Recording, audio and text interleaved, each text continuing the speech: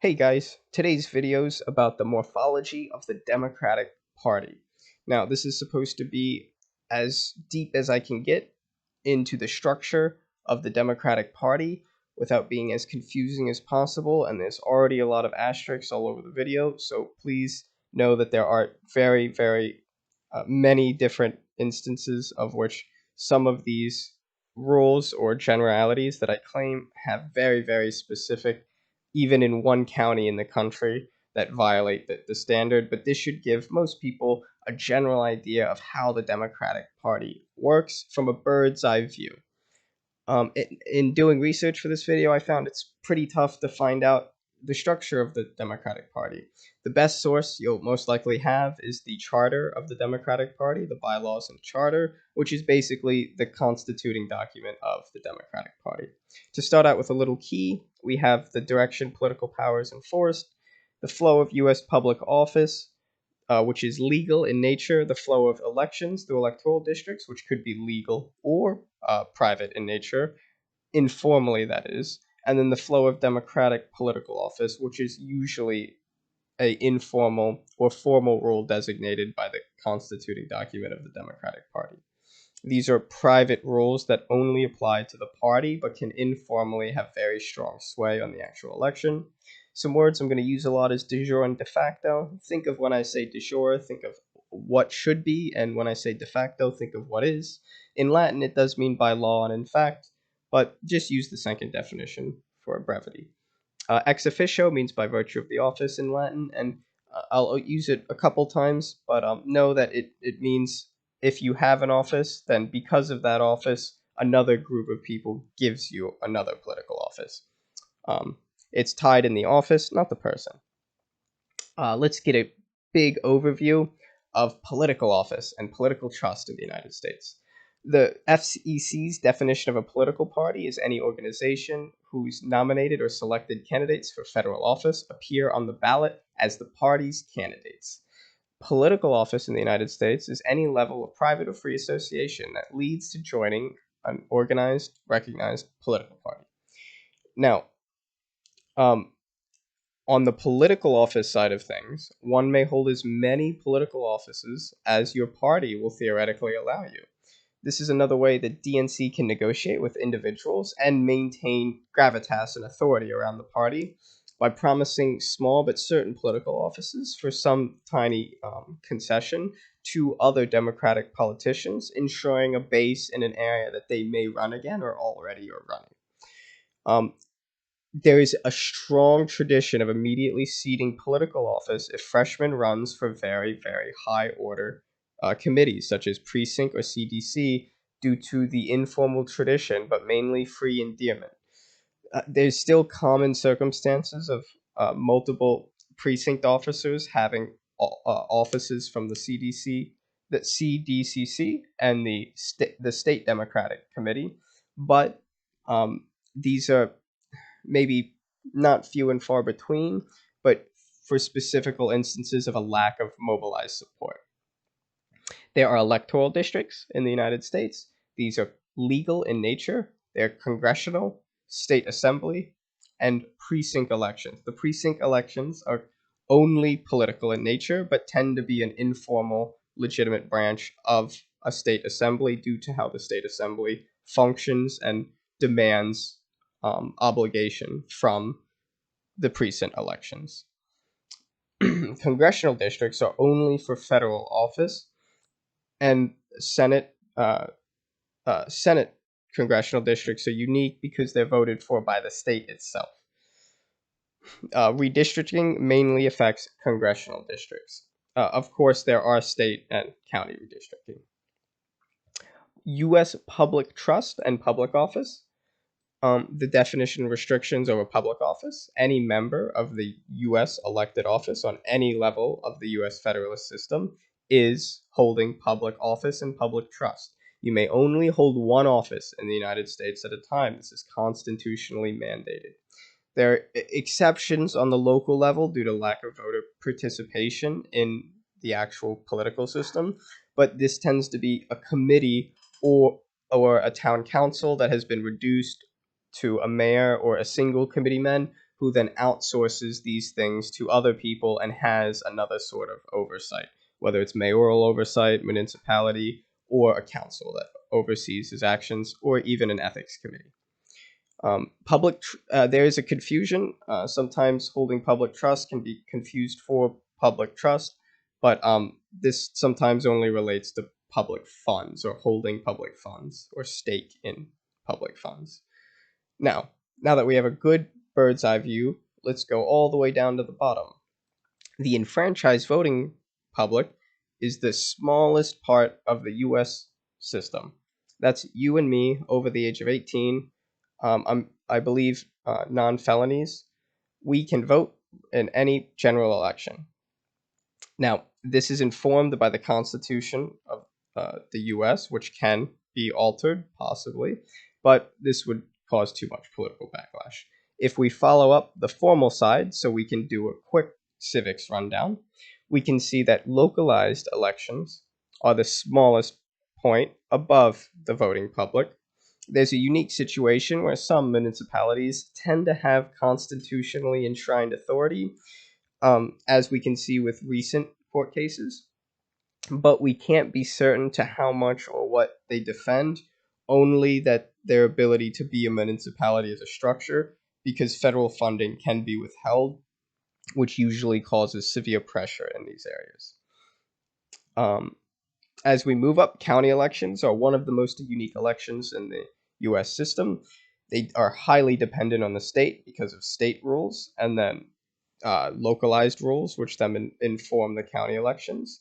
And those counties can have radically different governing bodies, from a council to an assembly to even single committeemen, depending on the county and where it is. But we don't need to know that much about the entire part of the U.S. Election system. State elections are those elections which create our state legislators, our state congressional body, our state House of Representatives, and our state Senate. Now, these are unique because, again, in almost every state it differs, and the county elections come in handy a lot more here because county elections tend to inform state elections. A vestigial power that counties still have is some of them, at least in Delaware, elect part of the state Senate chamber, and I would assume this is the case across the nation, but because of the uniqueness of counties and states, it would most likely depend radically based on the state. But counties do have indirect power over the state bodies. The state House of Representatives, depending on the state, usually always is elected by the people. As we go up, we can look at U.S. federal elections. Now, what is a U.S. federal election? Technically, there's no national election in the United States Constitution. What we tend to characterize U.S. federal elections as are 50 separate state elections that then make up the national body, which we call our Congress. We are a federal system, definedly, but it could be considered semi-federal in this characteristic. Though, a fun fact that is just constitutional speculation is if the federal judiciary was democratized tomorrow, whether it's nonpartisan elections or partisan elections, Americans, because of the way the president appoints them and Marbury versus Madison enshrined judicial independence, it would most likely be our first national elections, and it could be definedly called a national election, as it would be a unitary federal body to some degree. Now, let's go back down and check out the Democratic Party morphology itself. Now, on the smallest level, we have the Precinct Committee. Now, who makes up the Precinct Committee? The Precinct Committee officer. Now, he's called different things in every different precinct, especially because of this high order part of the system, but he represents us in our most particular manner, whichever precinct we live in. They encourage candidates that are on the county level or precinct level. They're the people that are telling you, get out to vote. Come on, let's go vote. And most importantly, they have the informal power of they tend to choose in almost every state are polling officials, whether Republican or Democrat, and there tends to be rules and laws in each state dictating an equal amount, or at least a close to equal amount, of Republican and Democrat pollers. But those pollers, the poll watchers or poll workers, would be chosen by the Precinct Committee of the Democratic Party for the case of Democratic pollers. Now, what's an instantiation of a precinct, so we can have some idea of how big or small it is? Well, a reported average precinct size in the United States tends to be around 1,100, but more recent data shows that it's close to 500 with new redistricting. This is not dependent or total in nature because, for instance, the District of Columbia has over 2,700 voters per precinct, and since that was in 2004, I would assume it's even more now. And Cook County has a precinct for every 80 persons.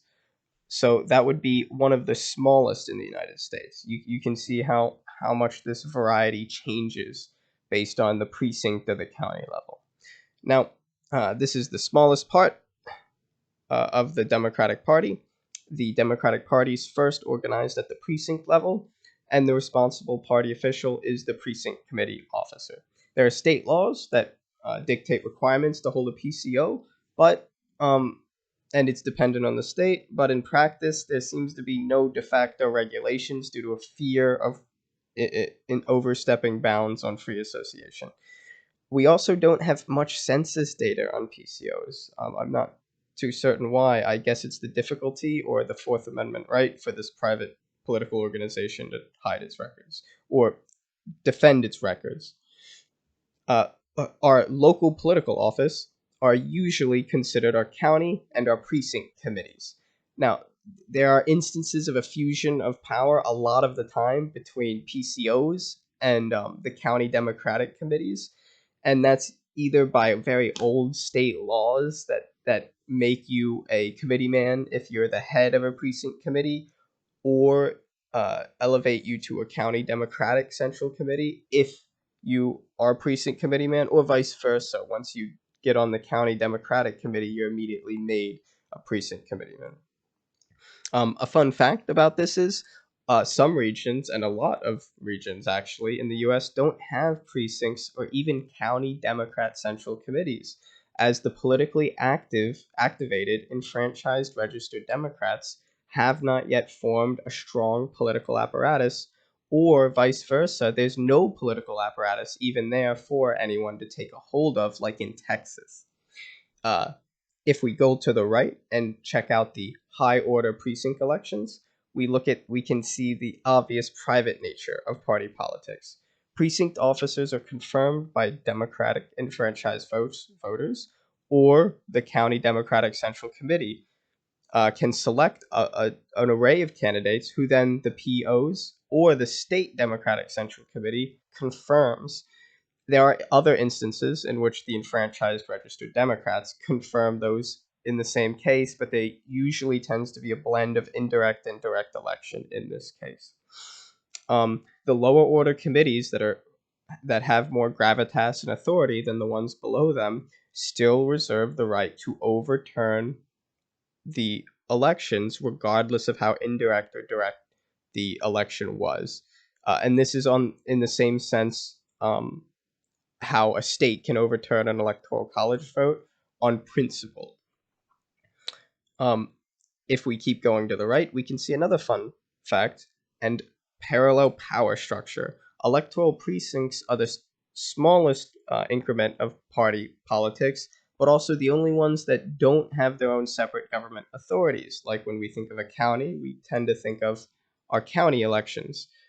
With our county Democratic Central Committee, state Democratic Central Committee, our state elections, but precincts don't have one. When precinct boundaries are redrawn, especially during redistricting, the result of the vote continues to be binding in areas that were formerly inside the precinct's boundaries, although it will not bind any areas that have been newly added to the precinct since the vote until the next vote in whatever election that precinct is counting for. A fun fact and another asterisk is that Alabama does have a separate political power structure for precinct committees, such as the constable system. This is very vestigial and is outdated and has been abolished in most other states from what I can see. And Ohio has a version too, which explicitly relates to, I believe, the 18th and 21st Amendment with liquor laws. We can go up just a little bit more and we can check out the State Democratic Central Committee. This still qualifies as local political office, and in over 40 states, the elections to the Democratic Central Committee of the state is regulated by state law a little more stiffly, but they still tend to be organized informally by the county central committees, their executive, or a precinct to make it easier because of delegation of power. Now, there still are instances in which the Central Committee solely appoints members to the State Democratic Central Committee. Um, uh, the the State Democratic Central Committee is known by many things, probably differentiated by every single state, not including just their name, but whether it's a central committee, whether it's a Democratic committee, and sometimes I believe some use the term assembly. If we go up one more time, we can see the Democratic National Committee and the Democratic National Convention. Now, eligibility in the Democratic Party. Both the DNC and the State Democratic Central Committees both have the authority to alter eligibility to stand for de jure political office, and therefore, because of the duopoly, gives them de facto regulation over requirements for public office.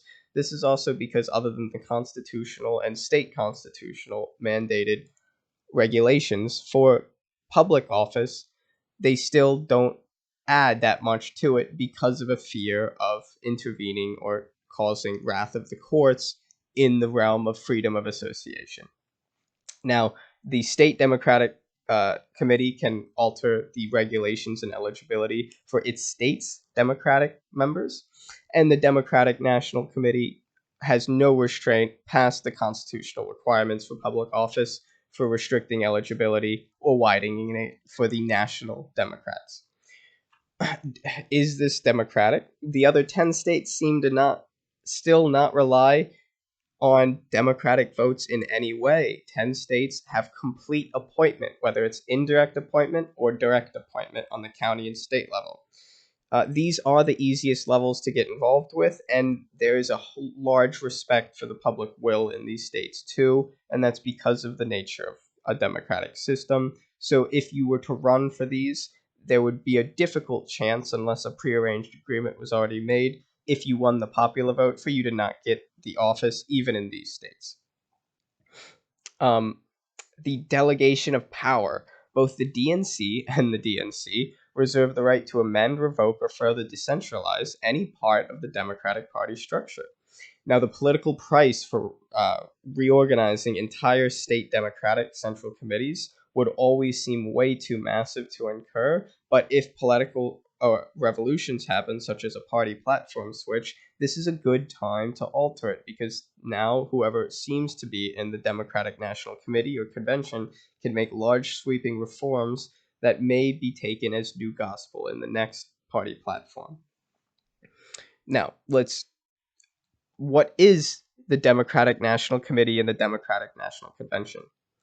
We should remember, most importantly, that the Democratic National Committee is the highest party organ, the de facto executive of the Democratic Party, being able to vote and change party bylaws and charters at any time, especially between Democratic National Conventions.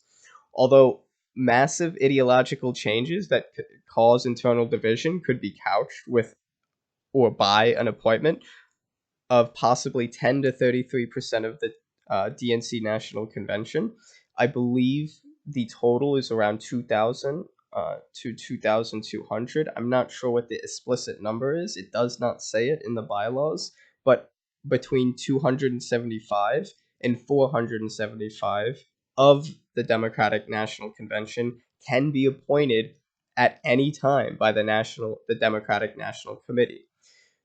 But a supermajority at the Democratic National Convention could reverse any reforms they want, or present new reforms even, and alter bylaws.